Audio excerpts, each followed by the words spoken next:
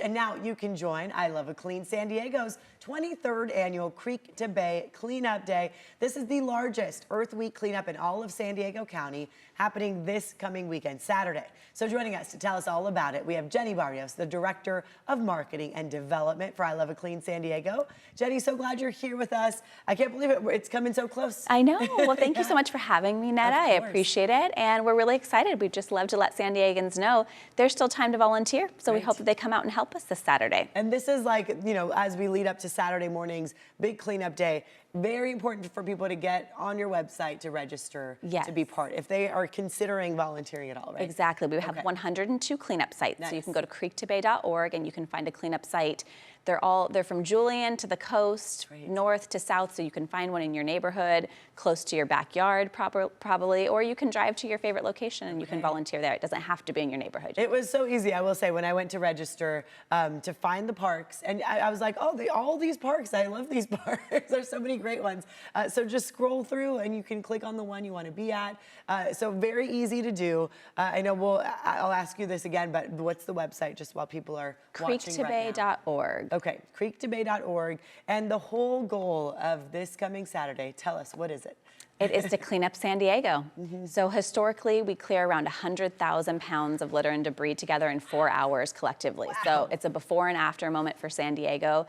It's a huge difference if you think about all 100,000 pounds of litter being cleared from San Diego. And we can't do it without our volunteers, and we do it together. So there'll be about 5,000 of us gathered, spread out all over the county from 9 to 12, cleaning up litter and debris. Amazing. And to think how much gets cleaned up in 4 hours time. I mean, sure, a lot of us like to pick up some trash here and there when we see it, throw it away, but this is like a really big effort that we need, because if not, all that stuff would just be staying in our parks and walkways and everywhere else, right? Exactly, and leaching microplastics into our soils and getting into our waterways. So it's not just an aesthetic improvement, it's a health improvement to our community as well.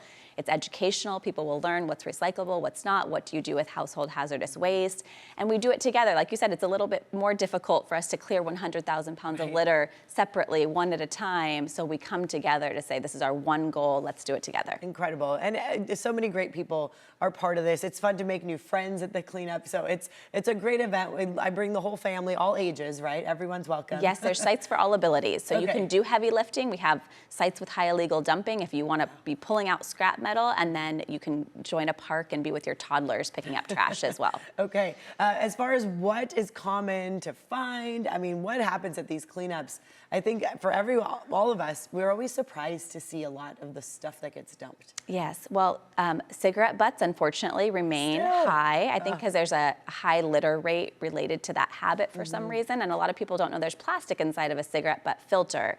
So that does leach microplastics into the soil, so it's important we clear those. A lot of single-use plastics, snack wrappers, people having picnics, and sometimes it's not always intentional litter, sometimes it's because the trash cans would overflow or something blows in the wind, so we see a lot of single-use plastics, which reminds us to reduce our personal consumption, and that's a way that we can help prevent litter just in our homes before we even leave our house. And we were talking during commercial break, a lot of what you also do is teach people what can and cannot be recycled, things like that. Because, you know, someone might think this single-use plastic is recyclable. If you want to tell us kind of that message too. Yeah, definitely. So every site captain that hosts each one of these 102 sites has a little cheat sheet from the county of what's recyclable and what isn't. So a plastic utensil that you would bring out to have a picnic at a park, those actually are not recyclable. They have to go in the trash.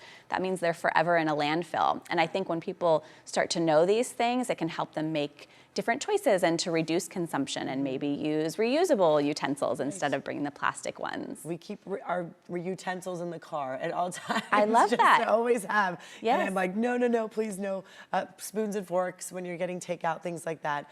What are some of the biggest challenges to keeping San Diego beautiful? I mean, we all love this county that we're in. What have you seen over the time? What are some of the biggest problems?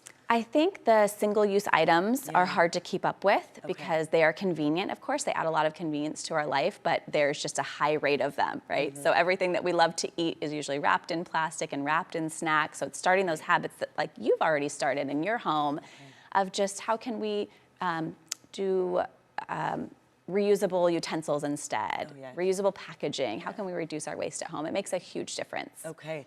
Jenny, what's the website again to go to? creektobay.org. Okay. Thank you very much for joining us today. Thanks so much.